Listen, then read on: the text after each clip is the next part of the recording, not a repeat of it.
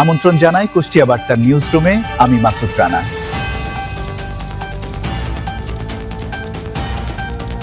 পারিবারিক কলহের জেরে ৪ মাস বয়সী শিশু সন্তানকে নদীতে ফেলে মায়ের আত্মহত্যার চেষ্টার ঘটনাটি এলাকায় ব্যাপক চাঞ্চল্যের সৃষ্টি করেছে।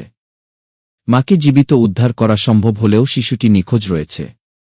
হৃদয় বিদারক ও চাঞ্চল্যকর এই ঘটনাটি ঘটেছে কুষ্টিয়ার গড়াই নদের হরিপুর সেতু এলাকায়। পারিবারিক কলহের জেরে যমুনা খাতুন নামের এক নারী নিজের ৪ মাস বয়সী শিশু সন্তানকে নদীতে ফেলে দিয়ে নিজেও ঝাঁপ দেন। স্থানীয় নৌকার মাঝিরা দ্রুত ছুটে এসে মাকে জীবিত উদ্ধার করতে পারলেও শিশুটি নিখোঁজ রয়েছে।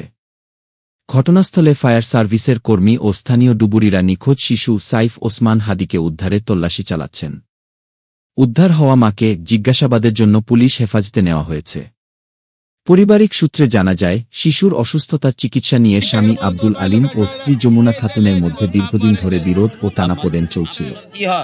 এরই জের ধরে শুক্রবার বিকেলে সেতুর উপর থেকে তিনি এই চরম পদক্ষেপ নেন। আমার ছেলের সমস্যা, আমি চিকিৎসা করাবো, আমার বাড়ি নিয়েছে, ও এখানে চিকিৎসা হবে না, ওর মার বাড়িতে করা লাগবে। এখন ওর মা, আমি করছি আমার ছেলে আমার বাড়িতে আমি চিকিৎসা করি, আমি চিকিৎসা আরো করাচ্ছি।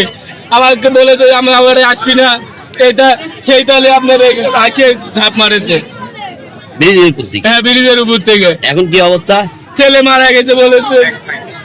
জাতীয় শিক্ষাক্রম ও পাঠ্যপুস্তক বোর্ড এনসিটিবি ২০২৭ সালের শিক্ষাবর্ষের জন্য মাধ্যমিক স্তরের পাঠ্য বইয়ে বড় ধরনের পরিমার্জন আনছে, যেখানে সাবেক প্রধানমন্ত্রী বেগম খালেদা জিয়ার আপোষহীন রাজনৈতিক জীবনের অধ্যায়টি প্রথমবারের মতো বিস্তারিতভাবে যুক্ত হচ্ছে।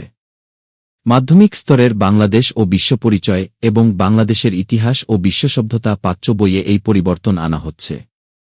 এদিকে ১৯৮১ সালে ৩০ মে চট্টগ্রামের সার্কিট হাউসে এক সামরিক অভ্যুত্থানে বাংলাদেশের তৎকালীন রাষ্ট্রপতি এবং বাংলাদেশ জাতীয়তাবাদী দলের বিএনপি প্রতিষ্ঠাতা জিয়াউর রহমান নিহত হন।